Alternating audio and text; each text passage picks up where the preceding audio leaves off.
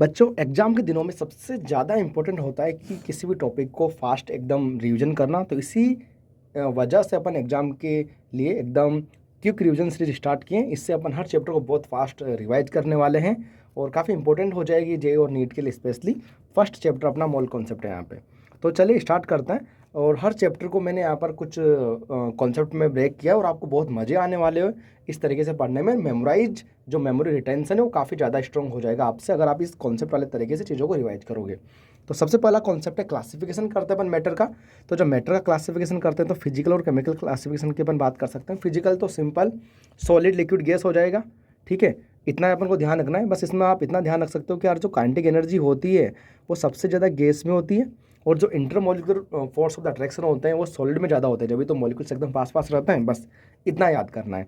Second, अगर अपन यहाँ से केमिकल क्लासिफिकेशन की बात करेंगे तो मिक्सचर एंड प्योर सब्सटेंस में अपन कैटेगराइज करते हैं। मिक्सचर्स को अगेन अपन टू पार्ट में डिवाइड करते हैं, होमोजीनियस मिक्सचर, हेट्रोजीनियस मिक्सचर।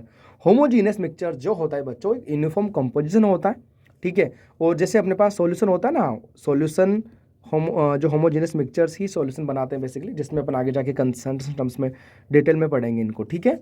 और एक यूनिफॉर्म कंपोजिशन होगा, जैसे फॉर एग्जांपल अपने पास ग्लूकोज प्लस पानी का मिक्सचर हो गया, ठीक है। ये सब जो कंप्लीट हर जगह सेम ही लाइक यूनिफॉर्म कंपोजिशन एक बार सॉल्यूट का अपन ऐसे बात करेंगे। तो जब आगे जाके अपन सॉल्यूट सॉल्वेंट की बात करेंगे, हेट्रोजेनस मिक्सचर्स में यूनिफॉर्म कंपोजिशन नहीं होता। जैसे अपन ऑयल प्लस पानी को मिलाएंगे तो अच्छे से नहीं होता वो मिक्स। सेंड के साथ पानी के मिलाने की बात कर सकते हैं, कंपोजिशन अलग अलग हो सकता है। सेंड के साथ अपन चावल को मिला लो या सेंड मतलब किसी को मिला लो आप, जो अच्छे से मिक्स नहीं होते, ठीक है। वो जरूर आप ध्यान रखना। एक चीज़ आप जरूर ध्यान रखना कि जो अलॉयज़ होती है ना, जैसे लाइक अपने पास यहाँ से कोई भी अलॉयज़ होगी तो उन अलॉयज़ को जो टू मेटल को अपन मिक्स करके बनाते हैं तो एक नई ही बेसिकली नया ही यूनिफॉर्म कंपोजिशन बनता है। तो जो अलॉय होती है ना, तो उसमें भले अपन दो सॉलिड मिला रहे हैं लेकिन एक नया यूनिफॉर्म कंपोजिशन बनता है। तो फिर वहाँ से उसको अपन क्या बोलते हैं, होमोजीनियस मिक्सचर बोलेंगे। एग्जाम्पल भी लिख लो आप चाहो तो, क्या लो इसके क्या क्या हो जाएंगे अपन। जैसे अपने पास हो गया ना यहाँ से, जैसे स्टील हो गया जो अपन आयरन और क्रोमियम या निकल से मिलकर बनाते हैं। ब्रास हो गया जो कॉपर प्लस जिंक से मिलकर बनाते हैं। ब्रॉन्ज हो गया जो कॉपर टिंक से बनते हैं। तो जितनी भी एलॉयज होगी, चलो ठीक है ना, तो ये ध्यान से रख लेना आप।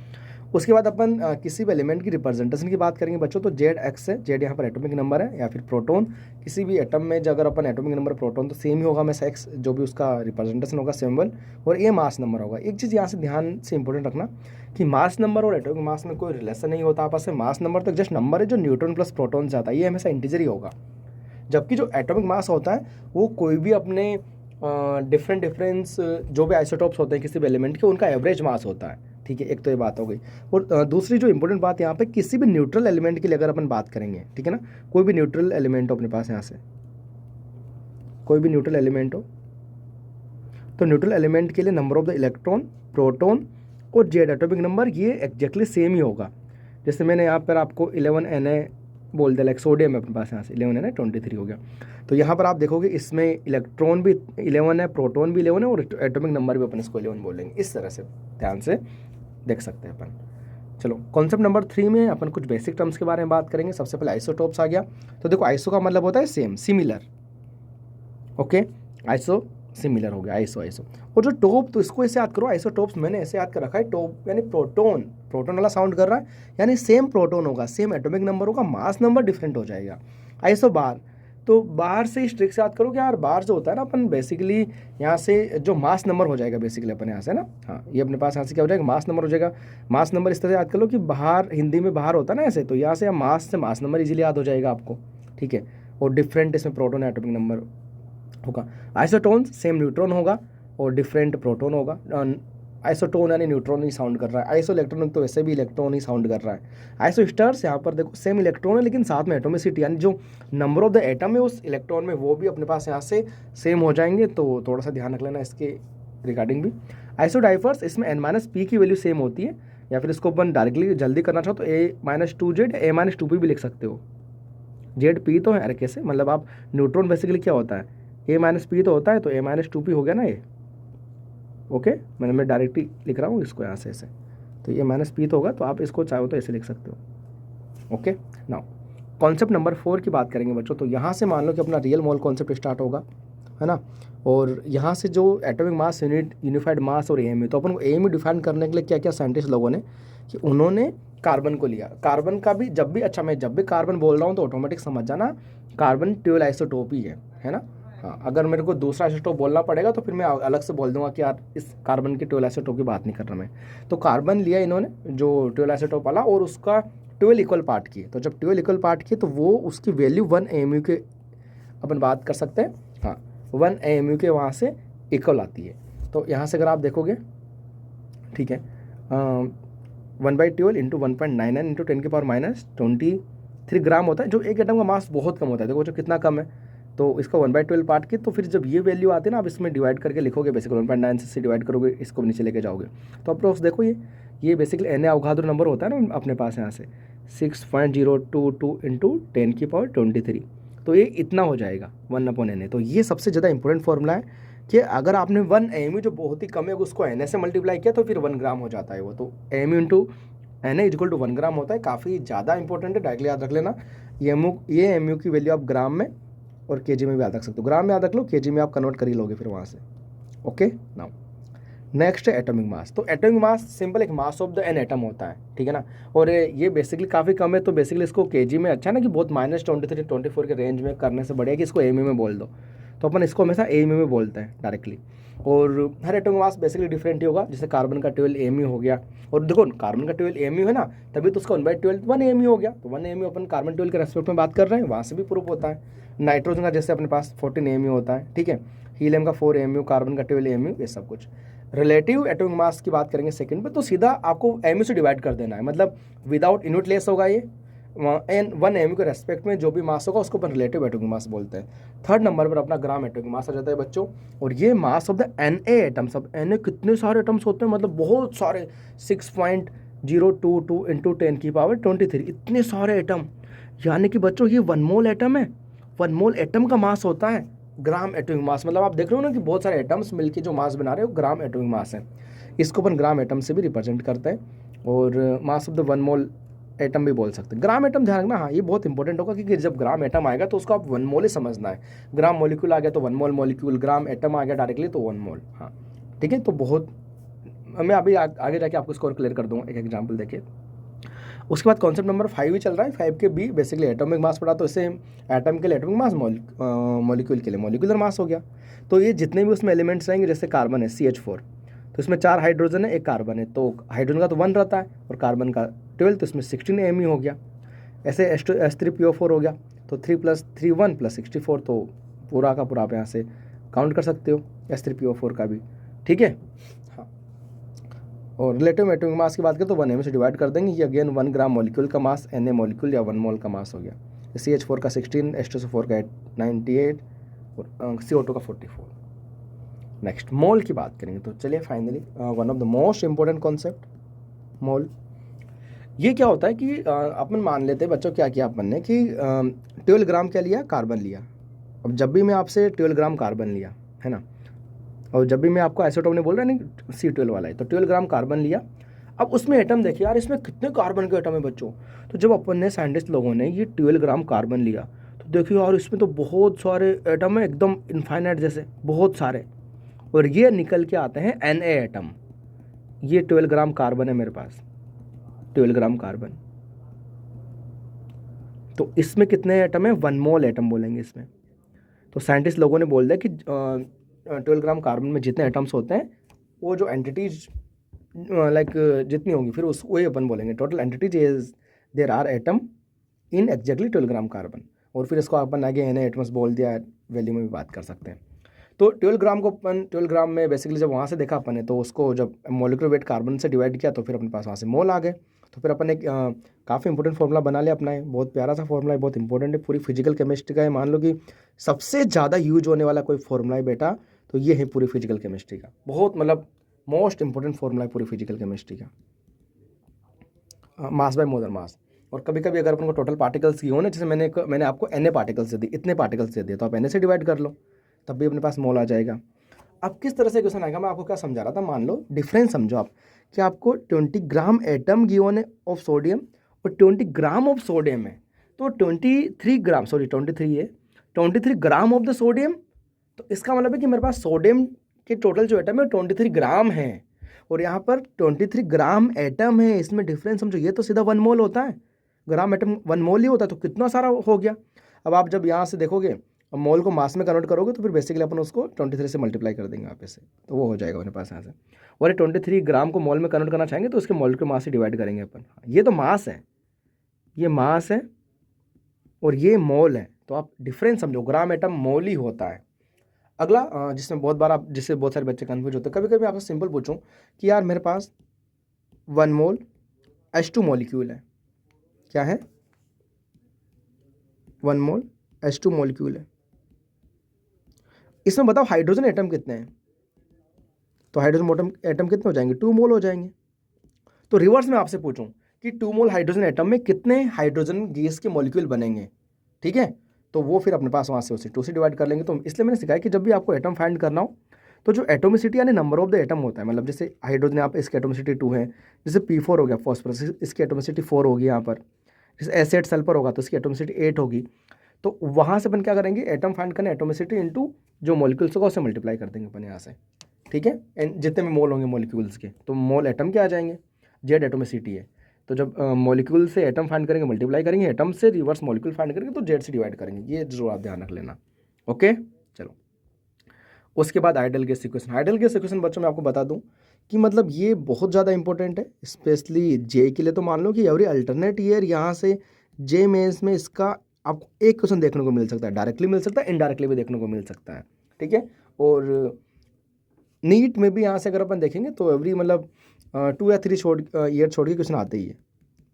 ओके, एक्चुअली नीट में तो साल अपने पास एक ही पेपर होता है ना, तो इसलिए अपन को क्वेश्चन नंबर ऑफ द कम देखने को मिलेंगे। जे मेंस के तो इतने सारे शिफ्ट होती हैं, ठीक है, एक शिफ्ट में 10-10 पेपर, फिर अगले शिफ्ट में भी 10 पेपर, तो टोटल मिला के अप्रोक्स एक ही साल में अगर अपन बात करेंगे कि बच्चों 20 के आसपास पेपर होंगे, तो फिर आप देखो 20 के आसपास नहीं, इवन 40 के आसपास एक दिन में अगर अपन देखेंगे, ज़्यादा ही शिफ्ट होती है, 15-16 डिपेंड करता है, ठीक है ना। एक दिन में 2 शिफ्ट होती है ना, तो उस हिसाब से अगर अपन बात करेंगे कि अगर नॉर्मल डिपेंड भी करता है बच्चों कि किस ईयर कितने स्टूडेंट दे रहे हैं, बट अपन मान के चलेंगे जे मेंस में हर साल 30 से 40 पेपर हो जाते हैं, ठीक है, अगर अपन देखेंगे तो यहाँ पर अपन आइडियल गैस इक्वेशन के बारे में बात करेंगे। पीवी इक्वल टू एनआरटी अपने पास से हो जाएगी। यहाँ से अपन को अगर कभी कभी भी अपन को लाइक प्रेशर और टेम्परेचर गिवन हो तो ये हिंट है बहुत बड़ा कि आपको मोल यहीं से फाइंड करना है, ये 4 चीज़ ध्यान रख लेना बच्चों। तो mole equal to PV by RT से फाइंड कर लेंगे। एक मोल के लिए अपन जो बात करते हैं, जो वॉल्यूम होता है उसको अपन मोलर वॉल्यूम बोलते हैं। हाँ, एक मोल के लिए जो वॉल्यूम फाइंड करते हैं उसको अपन क्या बोलते हैं, वीएम यानी मोलर वॉल्यूम है, मोलर वॉल्यूम है, ठीक है। और ठीक है, RT बाई पी हो गया। और एक चीज़ बहुत फिक्स है कि अपन STP पर जब भी मोलर वॉल्यूम की बात करते हैं कि एक मोल गैस के लिए STP पर कितना वॉल्यूम होगा। अब जब मैं STP बोल रहा हूँ तो एक चीज़ ध्यान से समझ लो, स्टैंडर्ड टेम्परेचर एंड प्रेशर। तो टेम्परेचर तो STP का कितना होता है, 273 केल्विन हो गया, और प्रेशर बार हो गया, बेसिकली 1 बार हो गया, ठीक है, तो STP होता है।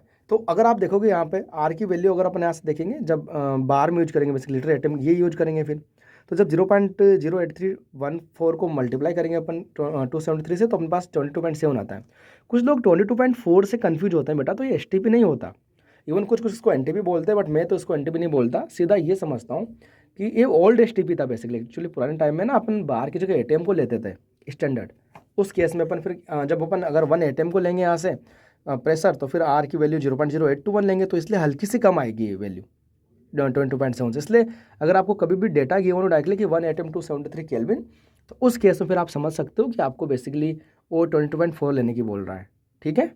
और मोल फाइंड करने के लिए आप STP पर मोल फाइंड करने को बोला तो डायरेक्टली टोटल वॉल्यूम को 22.7 से डिवाइड कर दो, और 1 एटम 273 केल्विन के लिए बोला तो 22.4 से डिवाइड कर दो सीधा। ओके, ये डिफरेंट यूनिट बेटा आर की, जूल और कैलोरी वाली आपकी थर्मो में काम आएगी। ओके, और 1 litre bar equal to 100 joule होता है, ये भी थर्मो में काम आएगा। आगे बात करते हैं अपन कॉन्सेप्ट नंबर 8 के बारे में, डेंसिटी। तो फॉर लिक्विड एंड सॉलिड के लिए एब्सोल्यूट डेंसिटी की बात करेंगे, mass by volume. Relative density की बात करेंगे, density of the substance divide by density of the water at 4 degree Celsius, because यहीं पर इसकी डेंसिटी सबसे ज़्यादा होती है। गैस के रिगार्डिंग अपन बात करें तो absolute density D equal to PmW by RT हो जाएगा। मतलब अपने पास होता है PV इक्वल टू N/RT होता है, ठीक है। तो यहाँ से PV equal to mass by molar mass हो गया अपने पास, यहाँ से MW जो basically molecular weight, mass by W यानी जो मास, और MW मोलिकुलर वेट RT। तो यहाँ से अगर आप देखोगे बच्चों तो PmW W/V, तो ये डेंसिटी बन जाएगी ना, W/I तो अपने पास डेंसिटी बन जाएगी। तो यहाँ से जब ये डेंसिटी बन गई तो फिर उधर जाते हैं अपने पास हो जाएगा आसानी से। एब्सोल्यूट डेंसिटी D = PmW/RT हो जाएगा। रिलेटिव वेपर डेंसिटी की बात करेंगे तो molecular weight of the gas divide by 2 हो जाएगा, और मॉलिक्यूलर वेट अगर अपन को वेपर डेंसिटी की हो ना 2 से मल्टीप्लाई कर देंगे। टाइप ऑफ द क्वेश्चंस बहुत इंपॉर्टेंट है। गिवन वेपर डेंसिटी तो आपको वहाँ से मॉलिक्यूलर वेट फाइंड कर लेना है, और मॉलिक्यूलर फार्मूला जैसे कोई भी मॉलिक्यूलर फार्मूला गिवन है तो आप देखो यहाँ से x into molecular formula of the A, y into molecular formula of the B और मॉलिक्यूलर वेट टोटल, तो इससे आप फाइंड कर सकते हो। मतलब इतने सारे वेरिएबल यहाँ पे 1 2 3 4 5, तो ये सब कुछ किसी को भी 4 इन्फॉर्मेशन देके 5th वन आपसे फाइंड करवा सकते हैं। उसके बाद अपन बात करें कॉन्सेप्ट नंबर 9 है एवरेज एटॉमिक मास के बारे में। तो जो एवरेज एटॉमिक मास होगा बच्चों, मास अपॉन टोटल मास होता है।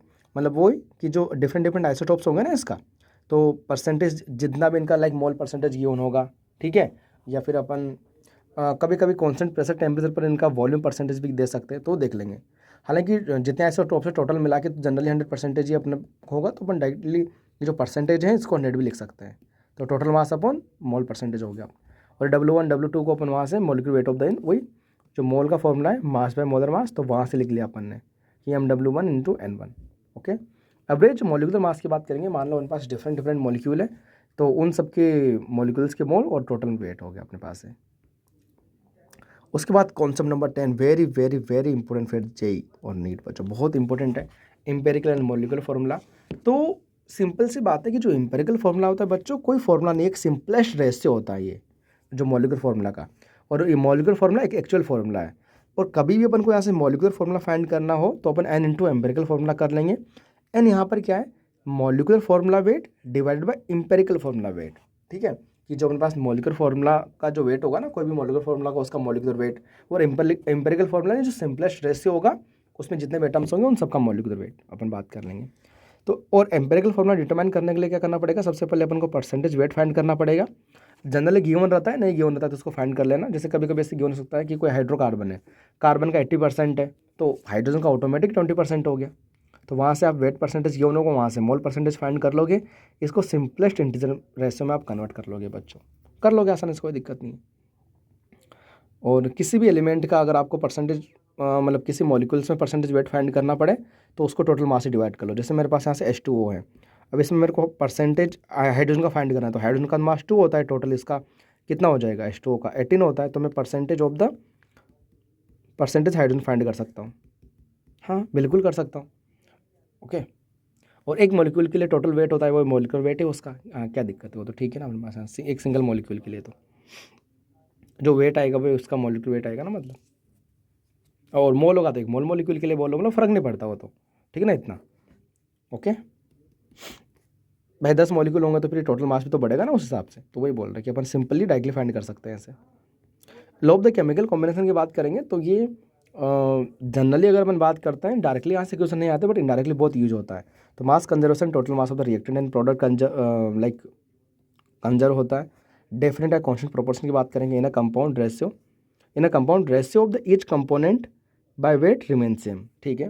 तो जैसे H2O है, तो H2O अपने पास किसी भी केमिकल रिएक्शन से अपन को H2O मिले, कहीं से भी H2O मिले, इसमें H और O का रेशियो में से 1:8 ही है। मल्टीपल प्रोपोर्शन की बात कर लेते हैं, तो मल्टीपल प्रोपोर्शन ये बोलता है कि मान लो अपन किसी भी एलिमेंट में, जैसे इसको ऐसे समझो CO और CO2 समझो, एक एटम का मास फिक्स कर देते हैं, कार्बन का फिक्स कर दें मान लो 12 और 12, मतलब दोनों में 12 है भी तो सही। तो जो दूसरे एटम का होगा वो एक सिंपलेस्ट रेशियो में होगा, तो 1:2 में होगा ना ऑक्सीजन का। जैसे N2 और NO में मैंने यहाँ पर क्या किया, नाइट्रोजन का फिक्स कर लिया। अब नाइट्रोजन का फिक्स करने के लिए इसको 2 से मल्टीप्लाई करना पड़ा, बिकॉज नाइट्रोजन तो यहाँ पे एक ही था, तो भाई एक का तो फिक्स करना पड़ेगा। तो नाइट्रोजन का फिक्स किया 28 था, यहाँ पे 28 हो गया, 16 और 32 ऐसे।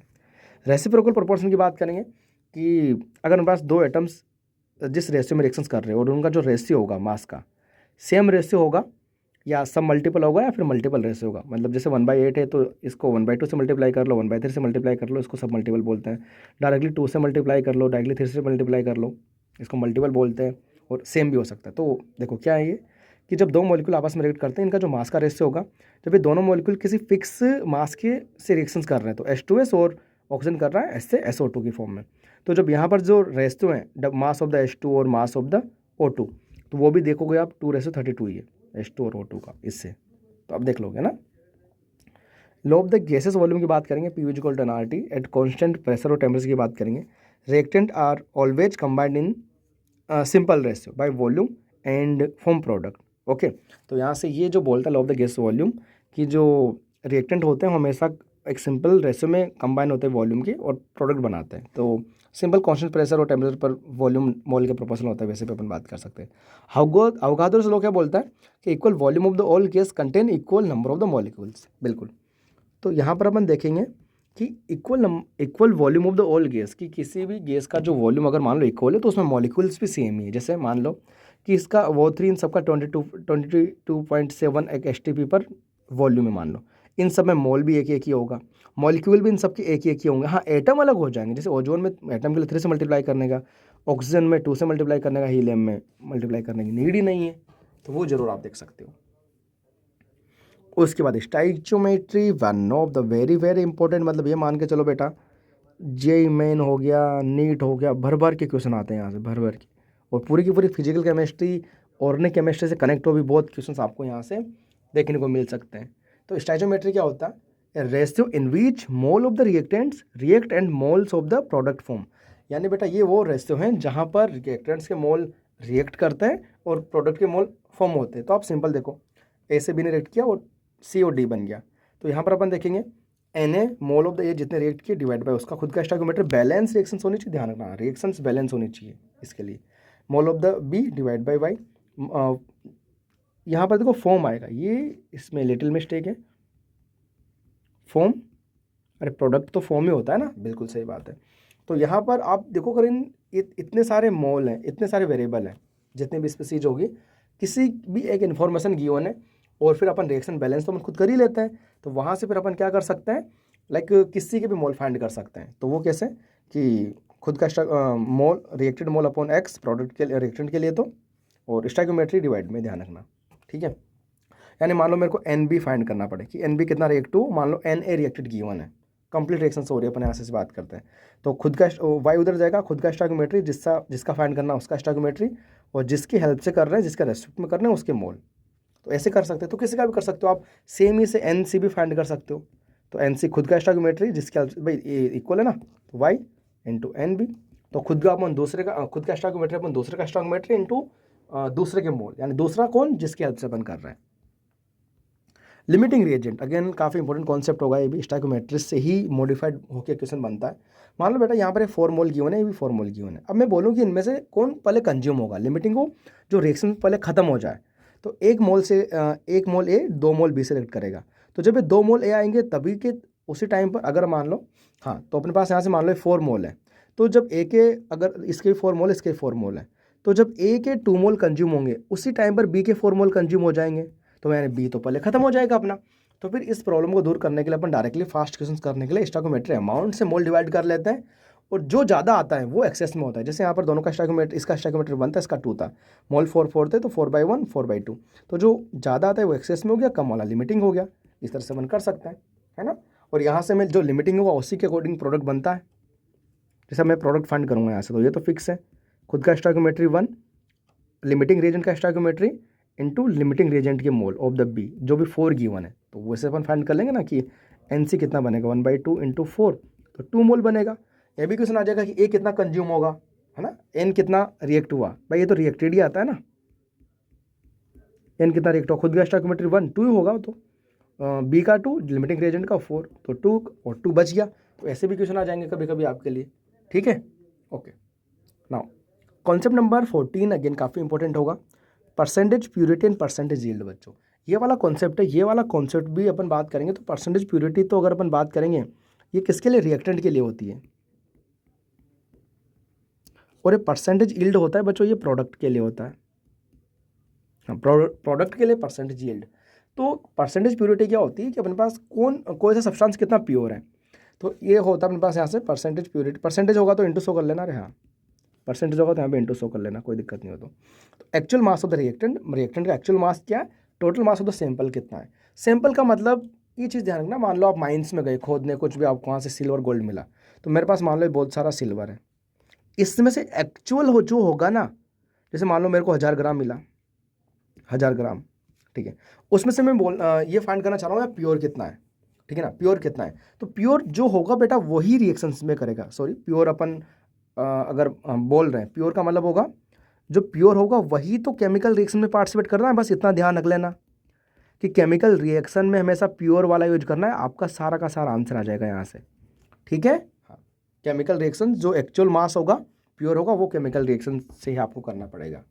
परसेंटेज यील्ड में अगर समझेंगे actual amount of the product, theoretical amount of the product, तो थ्योरेटिकल से अपन को समझ में आ रहा होगा जो अपन थ्योरी से कॉन्सेप्ट लगा के स्टोइकोमेट्री से क्वेश्चन सोल्व करने वाले हैं।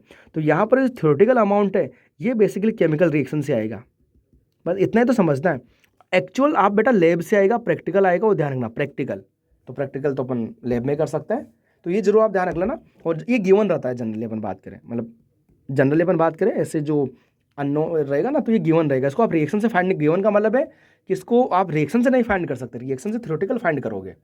या तो डायरेक्टली गिवन होगा बिल्कुल, या फिर ये परसेंटेज यील्ड अगर आपको गिवन होगी तो इसको फाइंड करके फिर फाइंड करवा सकते हो, बात अलग है। ठीक है, चलो आगे बढ़ते हैं। और ये total mass of the sample वही या तो गिवन होगा, केमिकल रिएक्शन से फाइंड नहीं करना, मैं फिर से बोला not use in the reactions, actual यहाँ पर इसको रिएक्शंस में यूज नहीं करना। उसके बाद सीक्वेंशियल रिएक्शंस की अपन बात करेंगे। मान लो a + xb से c बन रहा है, तो देखो इसमें ऐसा होता है कि आप सबसे पहले लिमिटिंग रीजेंट फाइंड कर लो। मान लो मेरे पास लिमिटिंग रीजेंट है, तो मैं फाइंड कर लूँगा कि इसके हेल्प से c कितना बना, और जब c बन गया तो वहाँ से d कितना बना। तो मेरा पहला टारगेट है कि मैं 1 बाय 1 फाइंड करूँ, ठीक है ना। या ट्रिक से लगा रहा हूँ। ट्रिक क्या है कि मान लो आपको d के मोल फाइंड कर ले, NB मैंने b को लिमिटिंग रीजेंट माना इसलिए, और इंटू y/x और p/z। ये कैसे लिख दिया मैंने, y/x और p/z क्या है, तो बेटा ये स्टोइकोमेट्रिक रेशियो है। क्या है, स्टोइकोमेट्रिक कोफिशिएंट के रेशियो है, रिएक्शन फर्स्ट के रिएक्शन सेकंड के। समझाता हूँ कैसे। मान लो a + 2b है, यहाँ से 3c बन रहा है। अब 3c कितना बनेगा, तो डायरेक्टली कर लो कि 2 मोल से 3 मोल बन रहा है, तो अपन यहाँ से 1 मोल से कितना बन जाएगा, 3/2 बन जाएगा। यूनिटरी से कर लो, जब ये 3/2 है तो ये 2 से 4 बन रहा है, तो 3/2 से ये कितना मोल बन जाएगा अपने पास, यहाँ से 3/2 से 3 बन जाएगा। तो 3 मोल आंसर आ गया अपना, 1 बाय 1 किया। डायरेक्टली मेरे को करना है ND, तो लिमिटिंग रिएजेंट के मोल 1 मोल इंटू y/x, यानी इसका सबसे पहले आप अंडरलाइन कर लो कि मेरे को फाइंड करना है, तो अंडरलाइन कर लेता हूँ मैं। ये फाइंड करना है, ये इससे मिला और ये इससे मिल रहा है। तो आप देखो ना यहाँ से कि C का स्टोइकोमेट्रिक कितना है 3 और B का कितना है 3/2। दूसरी रिएक्शन का स्टोइकोमेट्रिक रेशियो कितना है 4/2। तो आप करोगे 2 से 4 गया, और ND यहाँ से अपने पास 3 आएगा। तो सीक्वेंशियल रिएक्शंस के लिए अपन इसे यूज कर सकते हैं। रिएक्शन ध्यान रखना हर स्टेप में बैलेंस होनी चाहिए, रिएक्शन का बैलेंस होना एकदम जरूरी है स्टोइकोमेट्रिक से क्वेश्चन सोल्व कर रहे हो तो। कॉन्सेप्ट नंबर 16 की अपन बात करेंगे, principle of the atom conservation. तो principle of the atom conservation की बात करेंगे। For any element atom conserve होते हैं, तो जब एटम कंजर्व होंगे कंजर्व्ड होंगे तो मोल of the that particular element also conserve, कि अगर एटम कंजर्व है तो फिर मोल भी वहाँ से कंजर्व होने वाले हैं। कंजर्वेशन प्रिंसिपल है बेसिकली, ठीक है ना। जैसे KClO3 है, KCl + O2 है, तो यहाँ से इसका A मोल मान लो, इसका B मान लो, इसका C मान लो। अगर आपने K पर लगाया तो K पर लगाओगे तो आप देखो यहाँ से कि मोल ऑफ द लेफ्ट साइड या राइट साइड, मतलब रिएक्टेंट साइड और प्रोडक्ट साइड, तो 1 इंटू ये और इसको 1 इंटू बी। आप देखो ऑक्सीजन पे लगाओ और समझ में आएगा। तो ऐसे 2-3 रिएक्शन बन जाएगी। तो देखो इस साइड 3 इंटू ये होगा, बिकॉज यहाँ पर देखो 3 है ना, ये टोटल ऑक्सीजन 3 है। तो अगर KClO3 A मोल है तो फिर 3 इंटू A मोल हो जाएगा, और इंटू 2 इंटू C हो जाएगा, is equal to 2 into C। तो देखो यहाँ से दूसरी रिएक्शन हो जाएगी, तो अपने पास वेरिएबल बन जाएंगे 2, और आसानी से अपन क्वेश्चन सोल्व कर सकते हैं, ठीक है ना। अब टाइप ऑफ द क्वेश्चंस कैसे आते हैं ध्यान से समझो, ठीक है। Type of the question mixtures के लिए मान लो W1 + W2, W total given है, तो यहाँ से N1 MW1 + N2 MW2 equal W total कर लेना। यहाँ से एक रिएक्शन बना लेना आप। कभी कभी हो सकता है बेटा कि किसी की आपको मास ना गिवन हो, तो टोटल मास गिवन होता है, टोटल मास गिवन होता है, तो फिर आप क्या करो, एक को x मान लो और दूसरे को फिर आप में से W टोटल - x करके इसे दो इक्वेशन बन जाएगी, सोल्व कर लेना। परसेंटेज लॉस किसी रिएक्शन में फाइंड करना हो तो जो भी गैसेस अमाउंट होगा ना रिलीज, उसकी वजह से लॉस होता है, राइट। तो मान लो मेरे पास 1 मोल है, तो 1 मोल से ये जब खत्म हो रहा है तो ये भी पूरा 1 मोल बन रहा है, और ये भी 1 मोल बन रहा है। और 1 मोल यानी अपन बात कर सकते हैं यहाँ से 100 ग्राम है, हाँ मास इसका 100 ग्राम है यार, क्या दिक्कत है, फाइंड कर सकते हैं ना। तो टोटल गैस एस्केप होगी, तो 1 मोल CO2 का मास 44 ग्राम होता है, और ये 100 होगा, और फिर इसको 100 से मल्टीप्लाई कर दूंगा मैं, वही मतलब जितना भी अमाउंट मास होगा गैस का एस्केप, उससे टोटल मास से अपन डिवाइड कर देंगे बच्चों, ओके। तो इस तरह से अपन यहाँ से परसेंटेज लॉस फाइंड कर सकते हैं किसी भी केमिकल रिएक्शन में। तो बच्चों ये था अपना कंप्लीट मोल कॉन्सेप्ट। होपफुली आपने इसको बहुत अच्छे से रिवाइज किया होगा, अपने बहुत फास्ट और अच्छे से सिस्टमेटिक तरीके से उसको रिवाइज कर लिया। आपको ऐसे आगे वीडियो देखने बहुत कंप्लीट केमिस्ट्री के पूरे वीडियो आने वाले हैं, ऐसे अपन क्योंकि रिविजन वाले तो चैनल को सब्सक्राइब करना ना भूलें और कमेंट जरूर करना बेटा, बिकॉज मैंने जो इतना एनालिसिस किया है कि आपको मेरे को पता लगे, ठीक है। तो कमेंट जरूर करना कि आपको कैसा लगा। Thank you so much, good luck.